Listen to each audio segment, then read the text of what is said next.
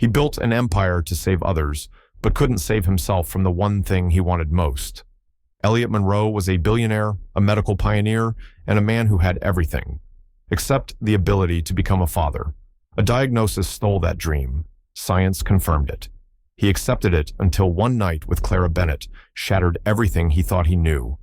3 heartbeats, growing inside the woman he was never supposed to see again. And suddenly, the man who solved the world's problems couldn't explain his own. Who is Clara, the relentless journalist with no reason to trust a man like him?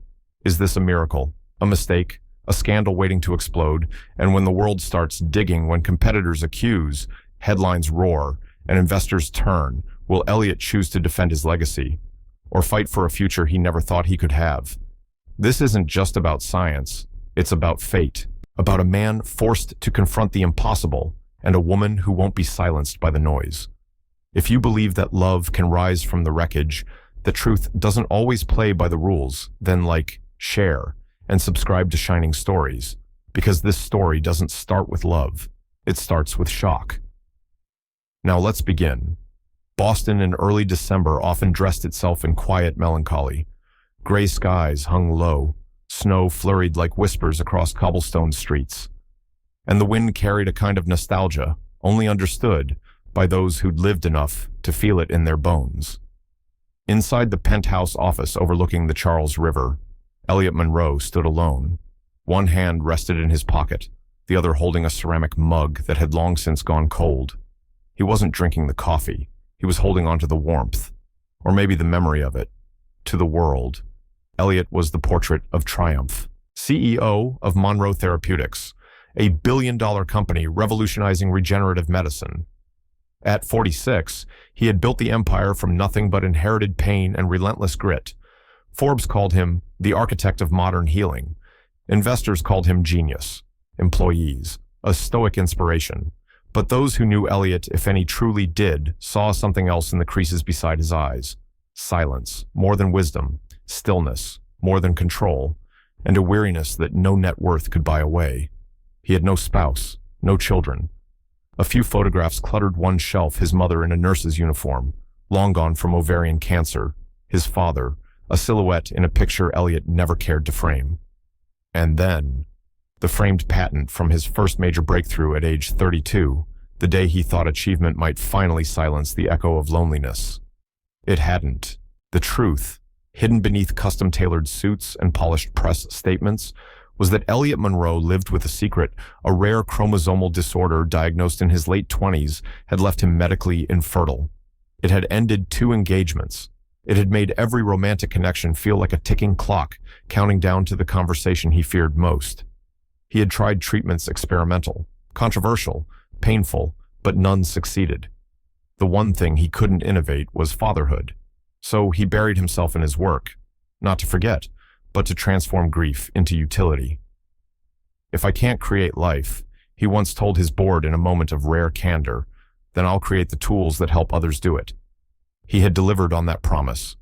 Monroe Therapeutics became a sanctuary for couples facing impossible odds, fertility breakthroughs, gene therapies, compassionate care programs.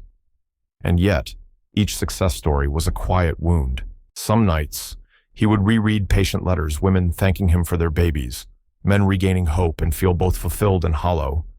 Because in some part of him, still soft despite everything, he longed to be more than a provider of miracles. He longed to be part of one. That evening, he was preparing remarks for the company's winter gala. It would be held in the ballroom of the historic Fairbridge Hotel, a nod to tradition in a city that loved its past. Investors, partners, media, it would be a night of shining speeches and silent calculations. But tonight, as snow glazed the corners of his window, Elliot wasn't thinking about speeches. He was thinking about how the brightest rooms could still make a man feel invisible. He stepped away from the window and glanced at the suit laid across the chair, dark charcoal, perfectly pressed, accompanied by a midnight blue tie, appropriate, understated, controlled, just like him. His assistant had asked earlier if he wanted a driver for the evening. He had said no. Elliot preferred to arrive alone, always had. Something about not being announced made him feel less like a headline, more like a man. As he buttoned his shirt, his reflection stared back, silver brushed through black hair, lines on his face etched by time, not surgery. He didn't look like a man who needed sympathy, and he didn't want it. But in the deepest recesses of his heart, he sometimes wished someone would look past the empire and simply ask, "Are you okay?" No one ever did. And so, Elliot did what he had done for decades. He tucked away the ache, fastened his cufflinks, and walked out the door toward applause he had earned, toward admiration he never asked for, and toward a night that would alter the rhythm of his life forever. Clara Bennett didn't believe in coincidences. Her work taught her that behind every sudden event was a slow pattern. Every headline had a quiet history, and every powerful figure, especially in the medical field, had secrets deeper than their carefully prepared press kits. That was why, when she stepped into the grand ballroom of the Fairbridge Hotel that winter evening, she wasn't just a guest at a medical gala. She was a journalist with questions, and she was good at finding answers. At 39, Clara had built a quiet but solid reputation as an investigative writer for the New York Sentinel. Her pieces didn't go viral. They went deep. Ethical breaches in pharmaceutical testing, backdoor FDA approvals, patient exploitation under the guise of innovation. She covered what others didn't dare to, and never for the spotlight. That's why she was here tonight, under dimmed chandeliers and the hum of string quartets, because Monroe Therapeutics, despite its humanitarian glow, had risen too fast and too clean. Something about it didn't sit right with her instincts, and Clara had learned long ago when something feels perfect, it's probably hiding something. She walked the perimeter of the room with quiet observation. Her dress was modest black velvet, her auburn hair tucked into a loose knot, and her notebook, as always, tucked into her clutch not for jotting down quotes, but to record impressions, facial expressions, unspoken reactions, the things press releases never said. Then she saw him, Elliot Monroe, in person, looked exactly like she expected and nothing like she expected. He carried himself like a man used to being watched, but not eager for it. His movements were deliberate, his smile brief, and his eyes. She noticed them from across the room. Gray, still, the kind of stillness that isn't empty but holding back. Clara had researched him before flying to Boston. She knew the bullet points orphaned young, self-made, brilliant, but also guarded, never married, no public relationships, nothing controversial, which, for a man running one of the most disruptive biotech companies in the country, was suspicious in itself. She watched him speak on stage. His words were calm, precise, no overpromising, no theatrics, just quiet confidence and language that made you believe he genuinely cared about the patients his technology served. And perhaps, Clara thought to herself, he really did care. That night wasn't about confrontation. She had no intention of cornering a CEO in the middle of his gala, but still, something in her resisted detachment. Maybe it was the way he stepped down from the podium and didn't linger in the applause. Maybe it was how he stood alone near the bar, nursing a drink like someone who didn't need to impress anyone anymore. Or maybe it was the way he looked at the room, not with pride, but with quiet fatigue, as if this wasn't the dream, as if it had cost more than it gave. Clara understood that look. Years ago, she'd watched her mother suffer from a failed clinical trial. It was an experimental treatment, rushed through by a startup, eager to impress investors. The side effects were glossed over. Clara was only 19 then, but she never forgot the look on her mother's face betrayed not by illness, but by false hope. That was when she swore never to let science become untouchable, and yet here she was, watching a man who had built a medical empire, and feeling no rage, only a strange pull, a sense that there was more to him than the articles, something deeply human beneath the layers of press conferences and stockholder meetings. Her editor had told her to find a crack in the Monroe image. Everyone's hiding something, he'd said. Find his...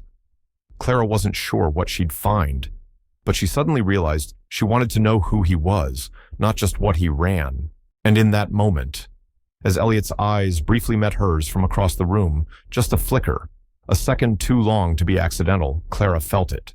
This story wouldn't be like the others. The Fairbridge Hotel lounge, tucked behind the opulent ballroom, was quieter than most expected. Dim amber lights flickered gently against dark wood panels, and jazz murmured from an old upright piano. It was the kind of place built for conversations that shouldn't be overheard. Elliot Monroe didn't usually stay long after events. He preferred brief appearances, shake hands, smile politely, and vanish. But tonight, he stayed. Not because he wanted to be seen, but because something inside him didn't want to go home. Not yet. He sat alone at the far end of the bar, nursing a glass of bourbon. No ice. He liked things straightforward. No dilution. Clara Bennett spotted him the moment she entered the lounge. She hadn't planned on being there either. She told herself she was just passing through, maybe curious about the crowd, but in truth, she was looking for something, or someone. Their eyes met again, this time closer.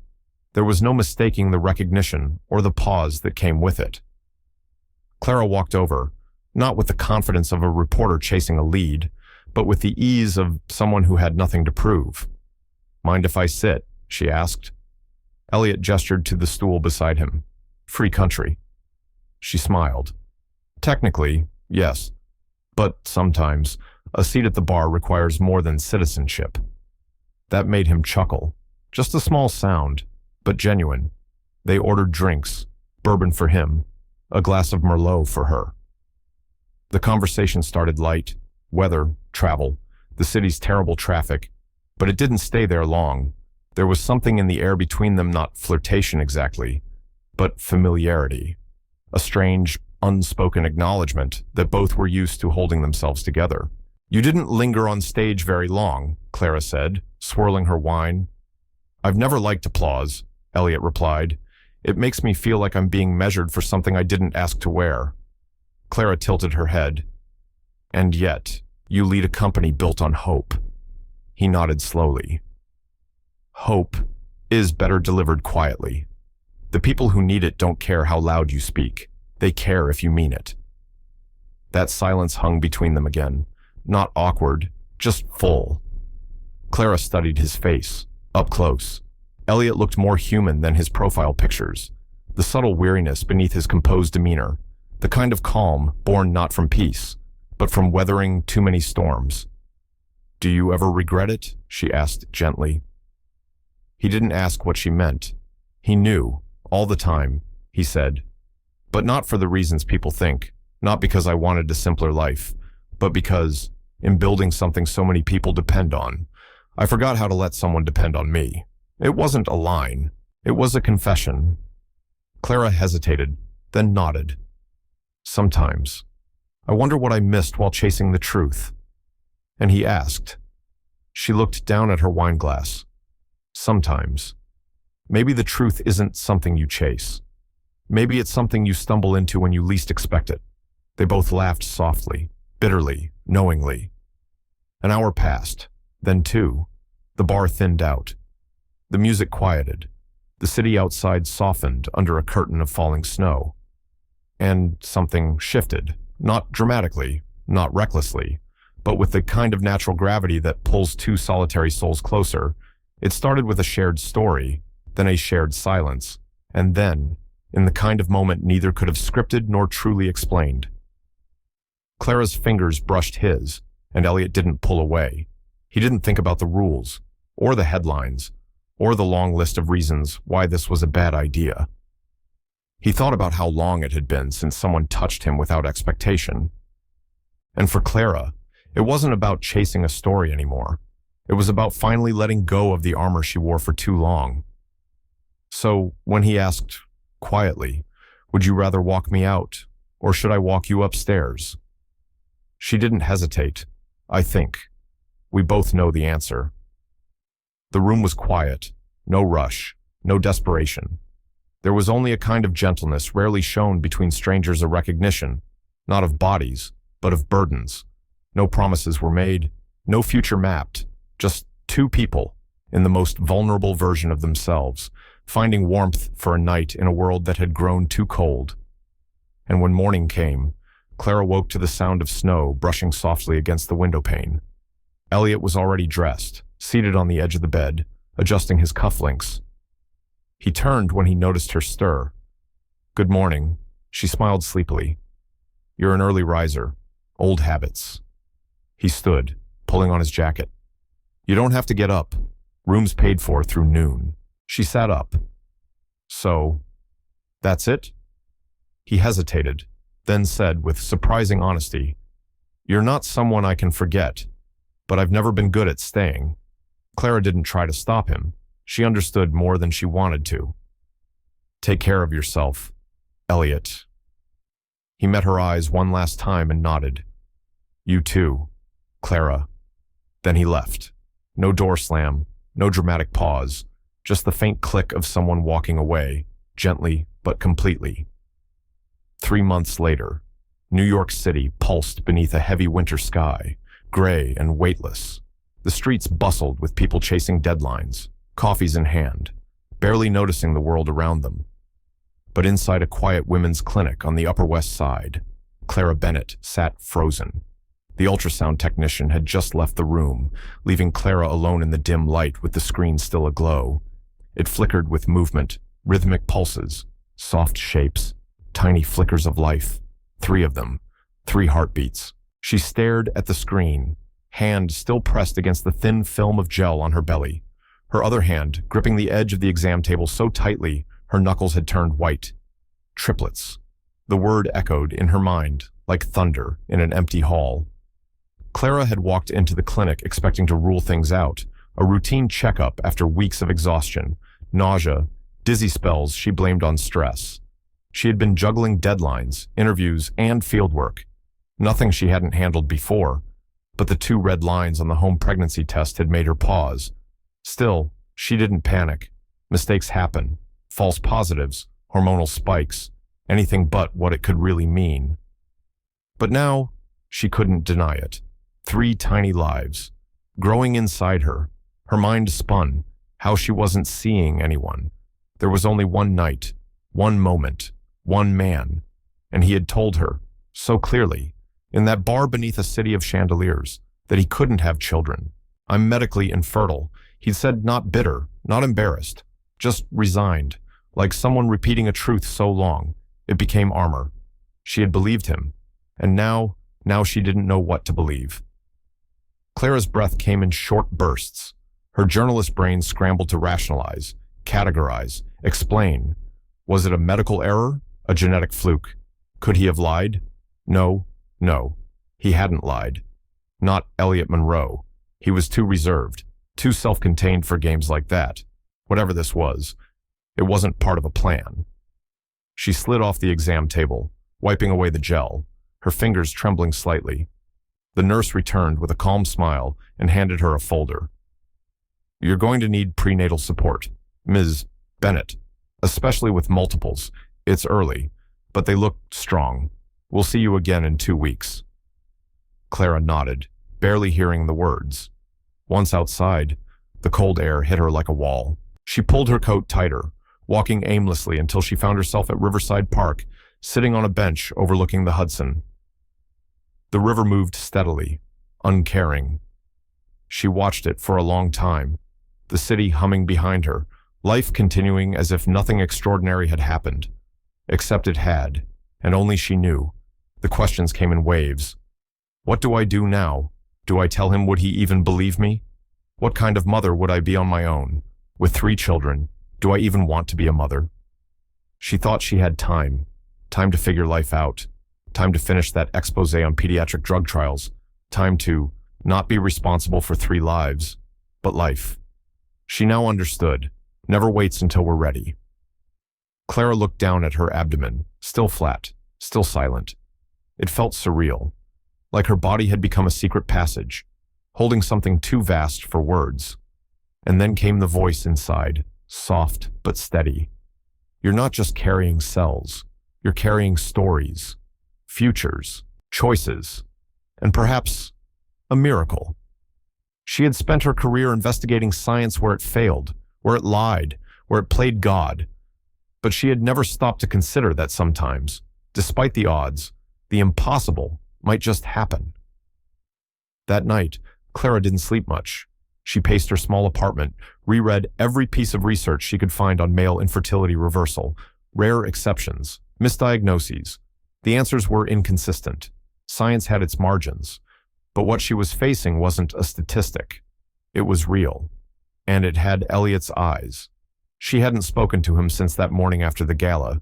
She told herself it was for the best. One night, one memory. She'd moved on. Except now, she was connected to him in a way neither of them had ever imagined. Clara finally sat at her desk and opened her laptop. Her fingers hovered over the keys.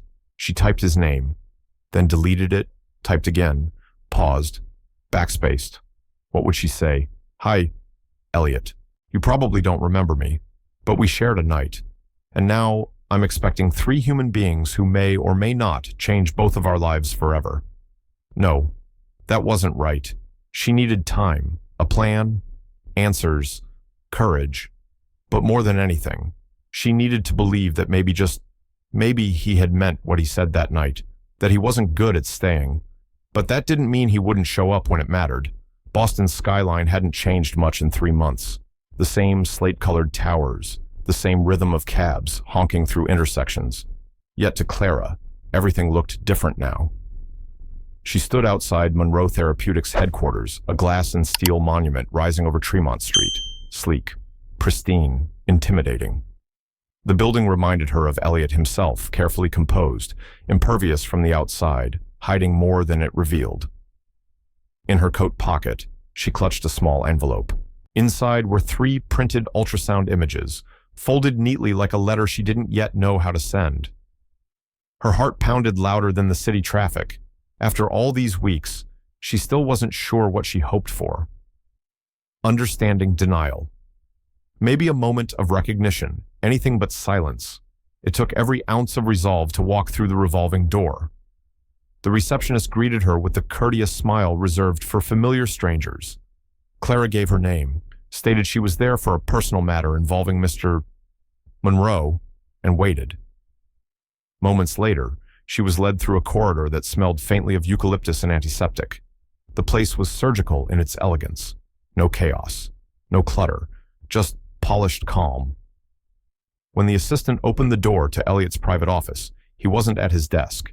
He was standing by the window, facing the skyline as if it were a question he couldn't quite answer. Clara stepped in. The door clicked shut behind her.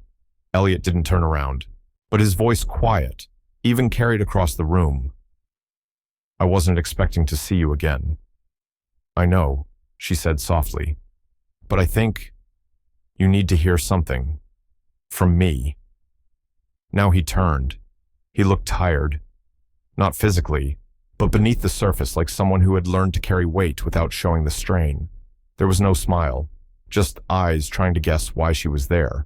Clara reached into her coat and placed the envelope on the edge of his desk, then stepped back, as if the inches could soften what came next.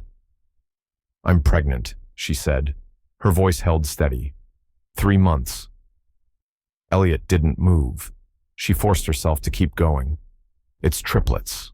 I didn't come here to ask for anything, but you deserve to know. Still, no words from him. Just a long, frozen silence that filled every corner of the room. Then finally, barely above a whisper, "That's not possible." Clara nodded slowly. "That's what I thought, too. I've been medically infertile for over 15 years, Elliot said, more to himself than to her. I've had every test. I've tried everything. The doctors were clear. I believe you, Clara replied. But this is real. I've had 3 separate ultrasounds. I double-checked the timing. There's no one else. Elliot. He walked to the desk, picked up the envelope, and opened it. His hands were steady, but his eyes betrayed him. They scanned the images, 3 small shapes curled in shadow and light.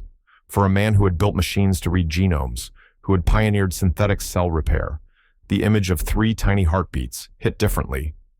This isn't a game, he murmured. No, Clara said. It never was.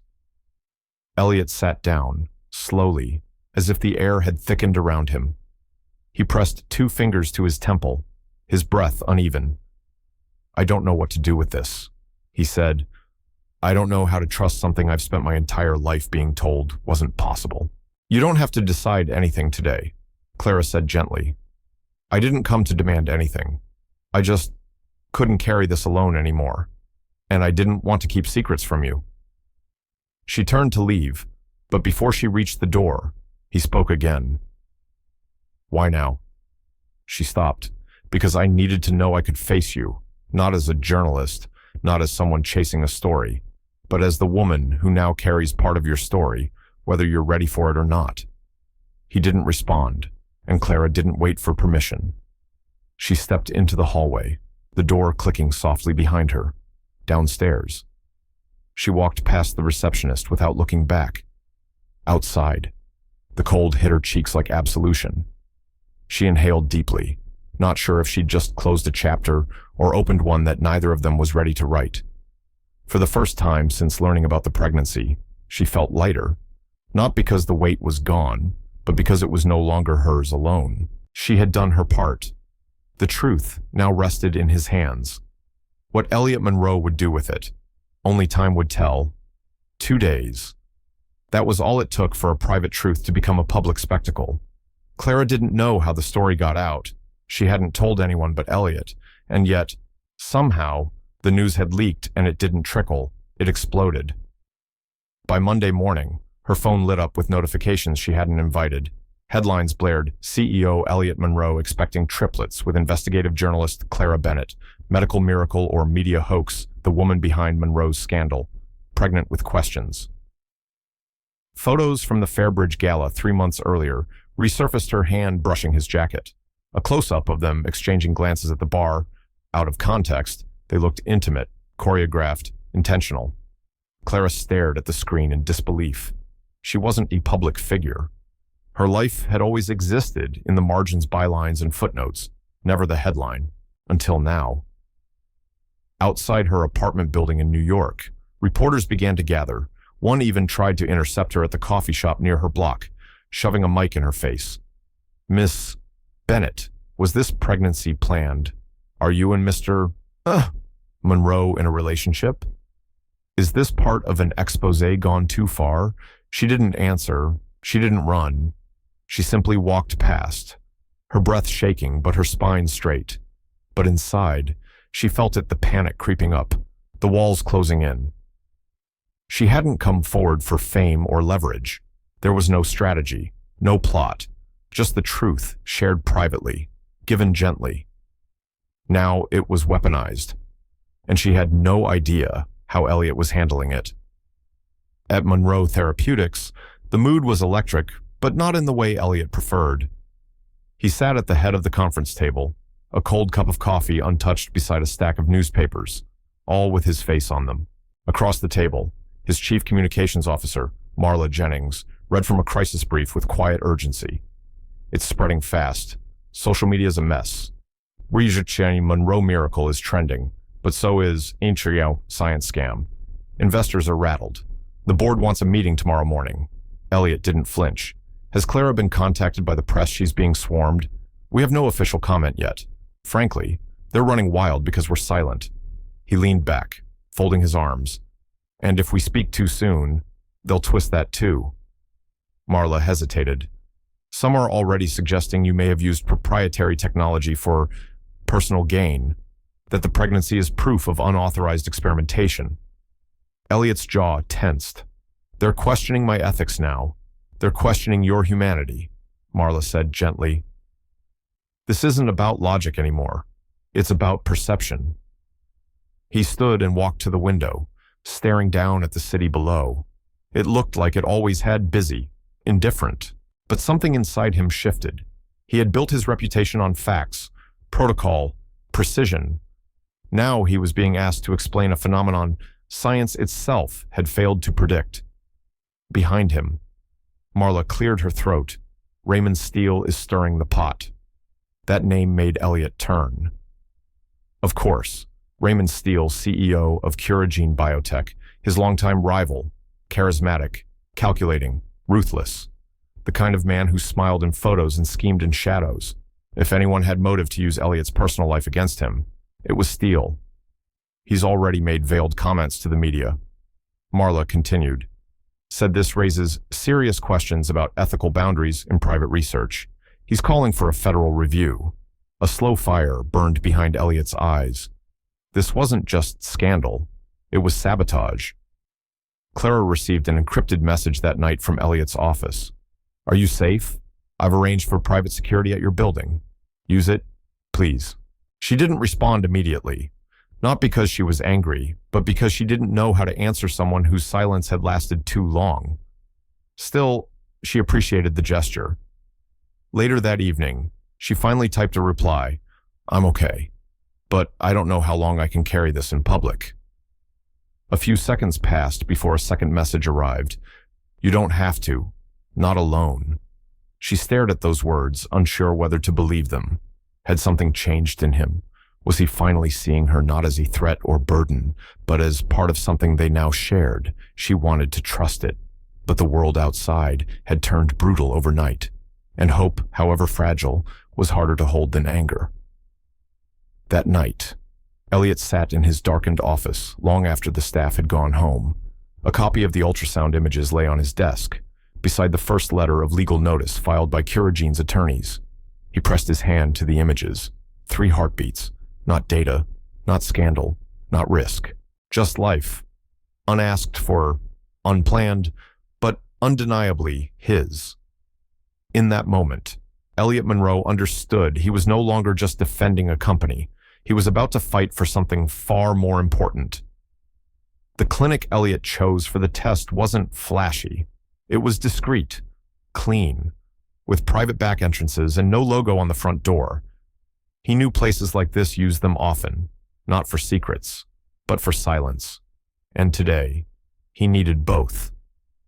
Clara arrived a few minutes early. She wore no makeup. Her coat was oversized, her expression unreadable.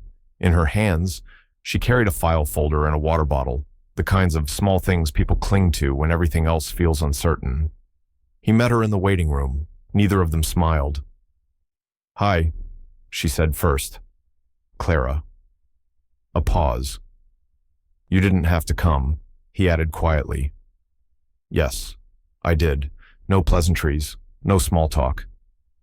The weight of the last few weeks sat between them like a third person in the room, uninvited and heavy. Inside the exam room, the technician explained the procedure: a non-invasive prenatal paternity test, sampling Clara's blood and Elliot's cheek swab. Results in 5 business days. They signed forms, rechecked spellings, nodded mechanically. When it was done, they sat in the hallway, waiting to be cleared to leave. Clara looked at her hands. Elliot looked at the floor. "I never wanted it to come to this," she said after a while. Elliot nodded slowly. "I believe you." But believing didn't make it easier. He struggled to speak, to give shape to thoughts that had refused form since the moment she placed those ultrasound images on his desk. "It's not just the science," he finally said. "It's what I've built my identity on. I've lived with the certainty that I would never be a father. That door wasn't just closed, it was sealed." And now she asked, gently, "I don't know." That's the hardest part. My entire life is built around knowing, around controlling variables. But this... Clara met his eyes. "This is a variable you can't control." He exhaled, leaning back against the wall. "I'm not afraid of being a father. I'm afraid of believing in something, and being wrong." She understood more than he realized. "Hope can feel like a betrayal," Clara said softly, "especially when you've taught yourself not to need it." Their eyes locked, not in blame, not in pain, but in recognition. They had both made peace with solitude in their own ways, and now that peace was cracking. 5 days passed like molasses. Elliot buried himself in meetings, deflecting boardroom doubts with calm precision. Public relations stabilized slightly. Clara stayed out of sight, canceling interviews and avoiding calls. The story still buzzed in the media, but interest was slowly shifting to other scandals. And then, on a quiet Thursday morning, the call came. "Your results are ready," the clinic said. "We can email them or give them to you in person." "In person?" Elliot replied without hesitation. An hour later, he sat alone in a small consultation room, the envelope sealed and placed in front of him. He didn't open it right away. Instead, he stared at the wall, painted a muted sage green, and thought about his mother, about the way she used to say, "The heart knows before the head catches up." Was that what this was? A war between what he knew and what he felt? He opened the envelope and read the words. Probability of paternity, 99%. Conclusion. Elliot Monroe is the biological father of the fetuses. The world tilted. It didn't spin. It didn't crash. It tilted quietly, irrevocably. Elliot sat still, barely breathing. This was the moment, not of scandal, not of panic, but of surrender. Everything he had believed about his body, his destiny, his limits undone in 4 printed lines. He texted Clara 2 words, "They're mine." She responded within seconds, "I know."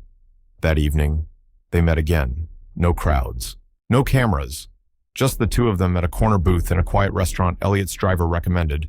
No one bothered them. They spoke little at first, ordered tea, watched the steam curl. Then Clara said, "So what now?"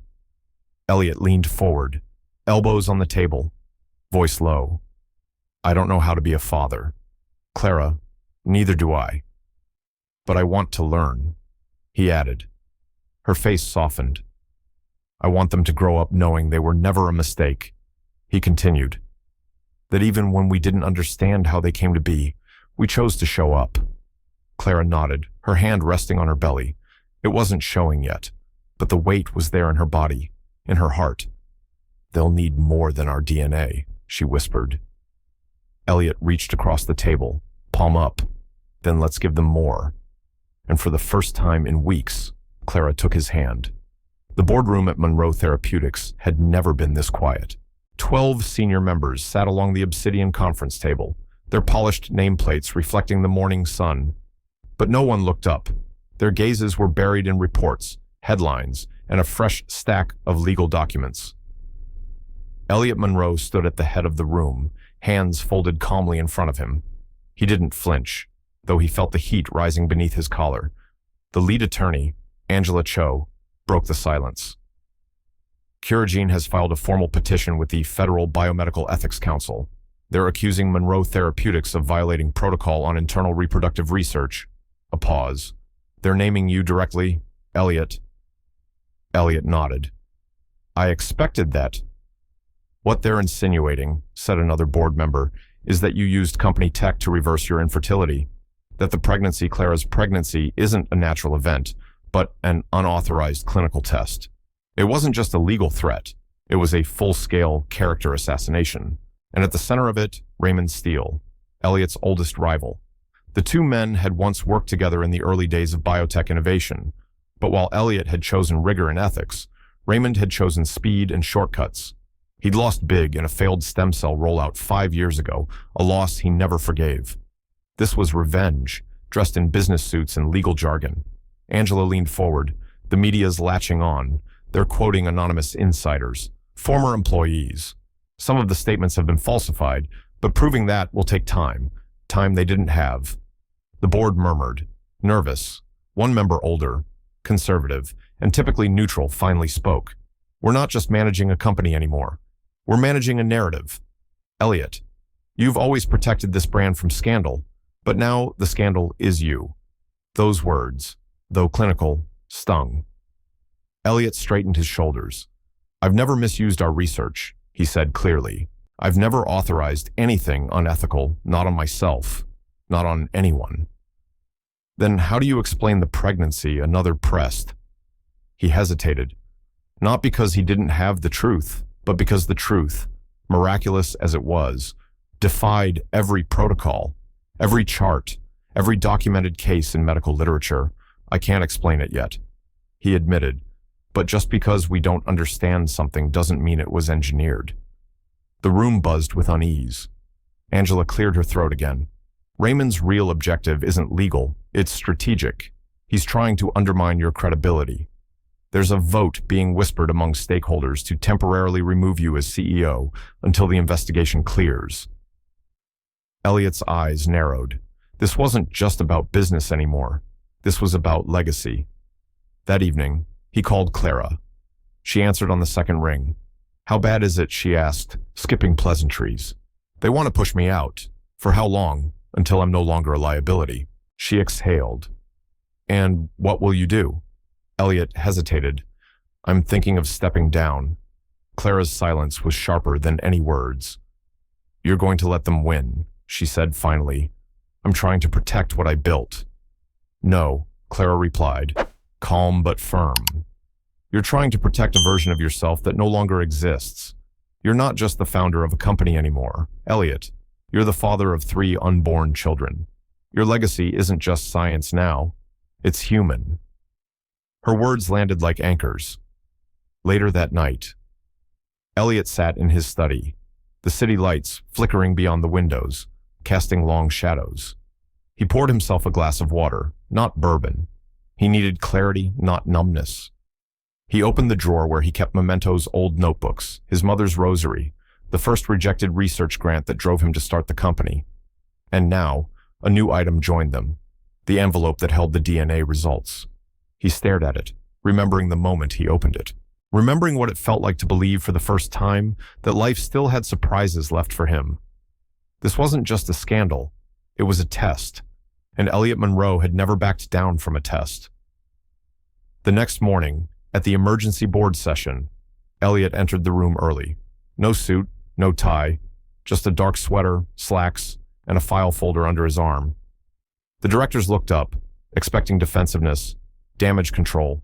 Instead, Elliot spoke with controlled conviction. I built this company because I believe in the power of what we don't yet understand. I believe in scientific wonder balanced by human ethics, and I've lived my life with discipline, not desperation. He paused, then placed the DNA report on the table. What happened between Clara and me was not an experiment. It was unexpected, unexplained, but it was real, and I will not let it be reduced to strategy or smear. Some raised eyebrows. Some looked away. I understand your concerns. Elliot continued. So, if my presence jeopardizes what we've built, then yes, I'm willing to step down temporarily. Not out of guilt, but out of responsibility. Then he did something no one expected. He turned to leave, not in shame, in control. Angela looked after him with something close to admiration, because in that moment, Elliot Monroe didn't just protect his company, he reclaimed his integrity. Boston's March air was unpredictable sharp in the morning, gentle by afternoon, like the city couldn't quite decide if winter was over. Clara sat by the window in a quiet brownstone Elliot had arranged for her just outside Beacon Hill, a modest place, sun-warmed and filled with quiet. It was nothing like her tiny New York apartment, and yet it felt more like home than anywhere she'd been in years. Her hand rested on the curve of her belly. 7 months. The triplets had started kicking regularly, their movements rhythmic, relentless, like tiny feet, reminding her that everything was about to change. She looked up as the front door opened and closed. Footsteps, familiar and steady, moved through the hallway. Elliot appeared in the doorway, carrying a paper bag and a cautious smile. I brought that weird tea you like, he said, the one that smells like lavender and regret. Clara chuckled.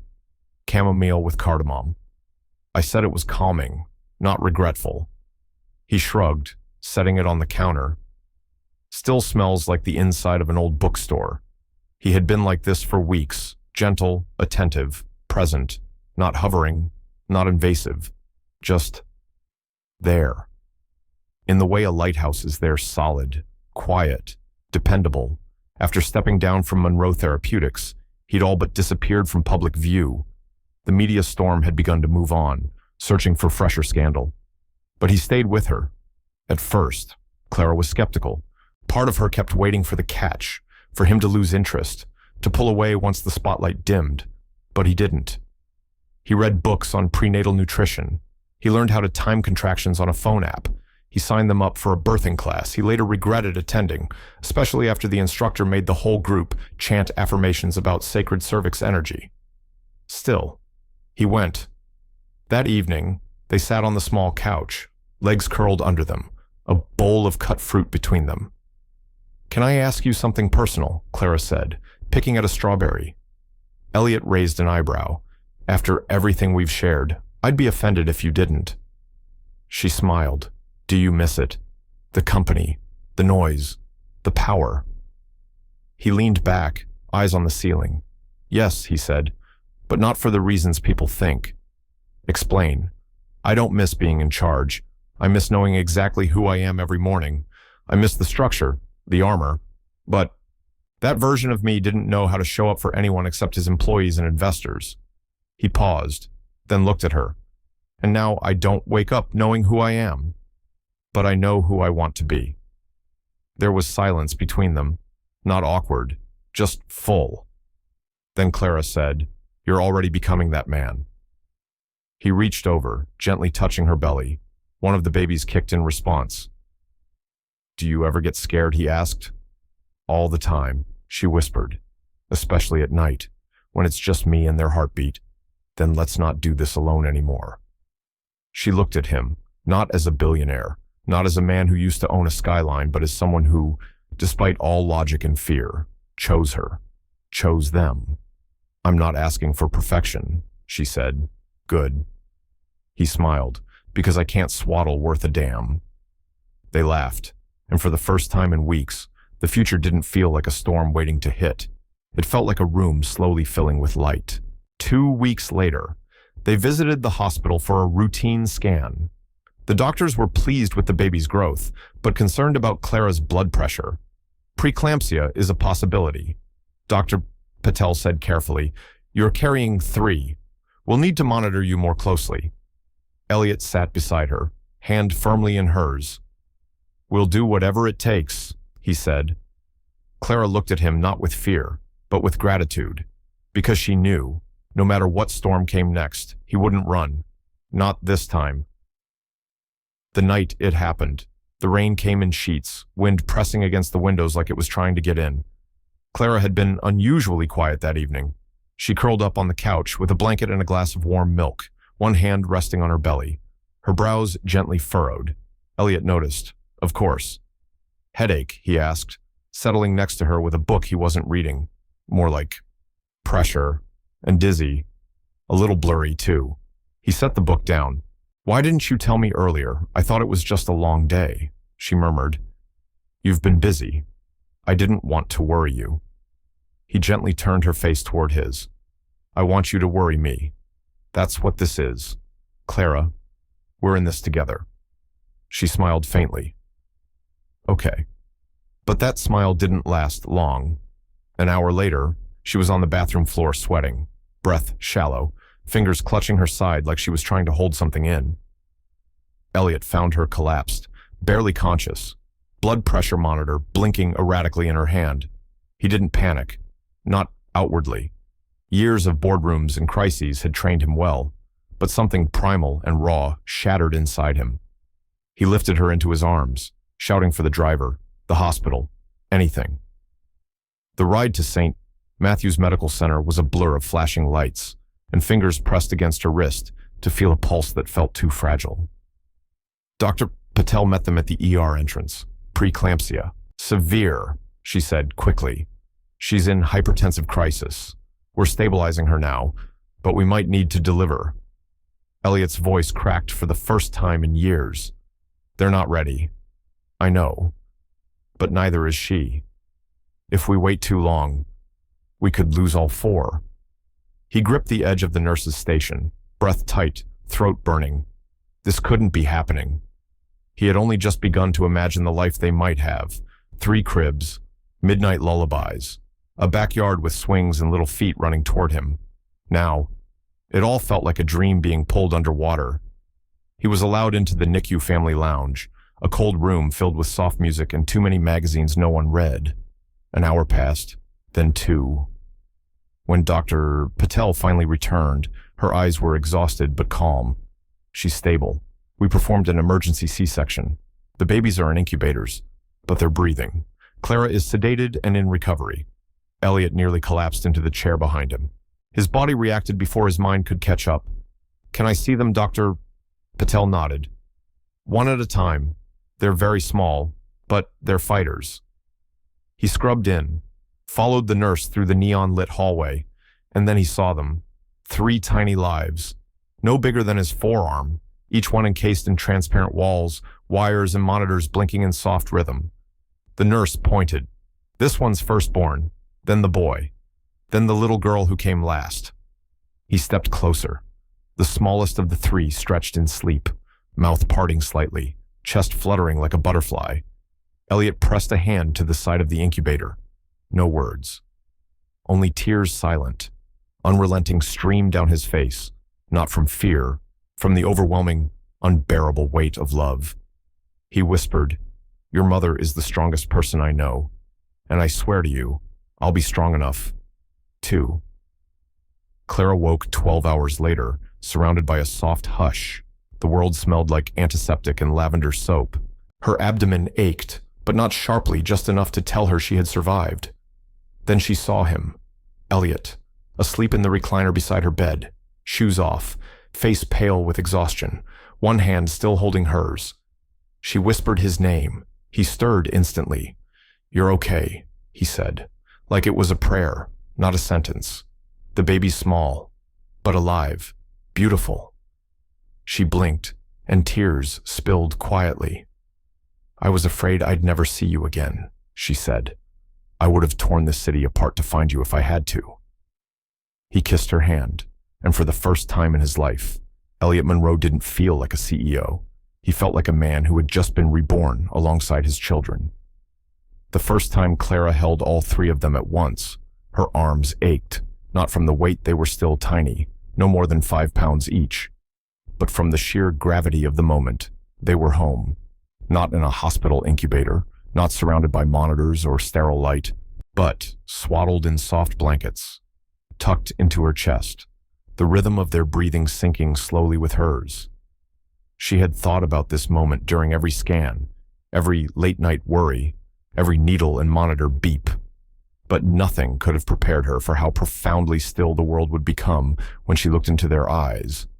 They didn't look like her, not exactly. They had Elliot's quiet gaze, his long fingers, but they also had her mouth, her dimples. And oddly enough, all three of them had inherited her stubborn brow. Elliot stood in the doorway, barefoot, holding a warm bottle in each hand and blinking sleep from his eyes. "You look like a painting," he said, voice hoarse. She smiled without looking up. "You look like a man who hasn't slept in 4 days. I haven't." He crossed the room and knelt beside the armchair, gently trading one bottle for one baby. "This one's hungry. Again. That's her 3rd bottle. She takes after you." They laughed, quietly, like people do when they're afraid the world might hear and take it away. Their days blurred together in the most ordinary, wonderful ways. Diaper changes turned into mini battles. Feeding schedules became sacred. The once pristine brownstone transformed into a haven of burp cloths, lullabies, and rocking chair creaks. Elliot took on late-night feedings with military discipline timing, logging, adjusting formulas. Clara handled nap time like a gentle ritual, humming old folk songs her mother used to sing. They were tired, constantly, but they were not alone. And that changed everything. One afternoon, as the twins napped and Clara cradled the 3rd on her chest, Elliot looked at her across the couch. "Do you ever miss it?" he asked. "New York." He shook his head. "Before all of this. Before them. Before us." She thought for a moment. "I miss the quiet," she admitted, "but not the silence." Elliot nodded slowly. He knew exactly what she meant. "I used to think stillness was peace," he said. "Now I know peace is found in noise, in their cries, your laughter, the way the floor creaks at 2 a.m. She reached across and took his hand. "This isn't the life we planned." "No," he said. "It's better." One night, long after the babies had fallen asleep in their bassinets, Elliot sat alone by the window, watching the streetlights flicker over the cobblestones below. He held a letter in his lap, a resignation acceptance from the board at Monroe Therapeutics. It had taken weeks to finalize. There had been resistance, arguments, legal conditions, but in the end, Elliot had signed the papers, not in defeat, in purpose. He looked over at Clara, curled on the couch, a blanket half draped over her legs, a book forgotten in her lap. They had no title for what they were, not husband and wife, not even couple in the traditional sense. But there was something stronger between them, a choice renewed each day, without ceremony, without promise. but with devotion. He stood, walked over, and gently took her hand in his. "Come to bed," he whispered. She stirred. "I was waiting for you." He smiled. "You don't have to anymore." 2 years later. The summer sun spilled golden light over the gentle slopes of Greenfield, a quiet town an hour outside of Boston. Laughter echoed from a modest backyard, where 3 toddlers chased bubbles with wide eyes and unsteady feet. Clara sat on the porch, a glass of iced tea in hand, watching them with quiet amusement. Her hair was longer now, pulled into a loose braid, and her smile came more easily softer around the edges, like someone who had learned to live in the moment. Beside her, Elliot was kneeling in the grass, completely absorbed in a makeshift game that involved a plastic dinosaur, 2 sticks, and the serious negotiations of a 2-year-old. The man once hailed as the architect of modern healing now wore faded jeans, a t-shirt with a juice stain, and the slightly bewildered expression of a father outnumbered. And he had never looked more content. They named the children together. Lena, the firstborn, had Clara's fierce eyes and Elliot's quiet strength. Theo, the only boy, was the most sensitive. He cried during lullabies and smiled in his sleep. And June, the youngest, was a storm in soft shoes, loud, relentless, and already trying to climb everything. Naming them hadn't been easy. Elliot had wanted names that meant something: legacy, memory, meaning. Clara had wanted names that sounded like beginnings. So they compromised, and the names, like the children, grew into themselves. Elliot never returned to Monroe Therapeutics. He declined the offer to rejoin the board, even when the ethics investigation cleared him entirely. Instead, he co-founded a small nonprofit with Clara the Junelight Foundation, named after their youngest daughter, but meant for all 3.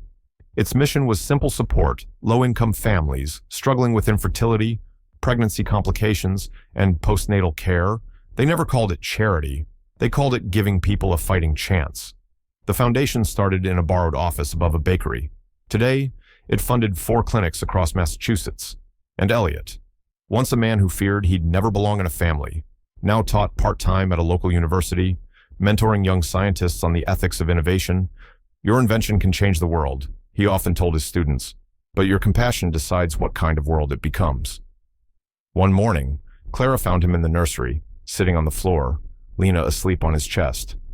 He looked up and whispered, "Do you ever wonder what they'll remember?" She sat beside him, brushing a curl from Lena's forehead. "Probably the pancakes you burn, or how you never let them go to sleep angry. But will they know how close we came to losing everything?" Clara looked at him. "They'll know we stayed." That night, she wrote a piece, her first in almost a year, a personal essay. It wasn't investigative. It didn't name names or expose injustice. It simply told the story of how sometimes the most miraculous thing isn't being right, but being present. The piece was titled 3 Heartbeats and a Man Who Stayed. It was published quietly, but it reached thousands.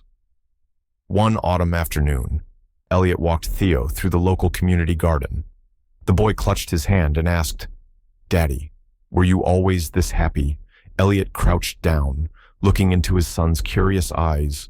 "No," he said honestly, "but I was always waiting for something that felt like this." Theo nodded solemnly, the way only a toddler can. "I'm glad you didn't give up." Elliot blinked hard and smiled. "Me too, kid. Me too." And so, in the gentle rhythm of small-town days and sticky toddler kisses, a new legacy began, not built in marble boardrooms or patented labs, but in bedtime stories, skinned knees, and the quiet resilience of a love that grew from nothing but truth. Because some legacies aren't left behind. They're lived, one heartbeat at a time. Sometimes, the greatest miracles don't happen in labs or boardrooms. They happen in the quiet choice to stay, to love, even when it's inconvenient, to believe, even when the world says it's impossible, to see people not by their title, their past, or their mistakes, but by the courage they show when everything falls apart. Clara and Elliot's story reminds us, behind every scandal is a soul, behind every headline, a heartbeat. And yet, how many lives have been judged too quickly? How many mothers silenced? How many fathers discredited just because their truth didn't fit someone else's definition of right? We are more than what others expect of us. We are what we choose to fight for. And sometimes, the quietest legacies are the ones that change the world. If this story moved you even just a little, please like, share, and subscribe to our channel, because there are so many more stories waiting to be told. Stories that heal, stories that dare, stories that shine. We'll see you in the next one.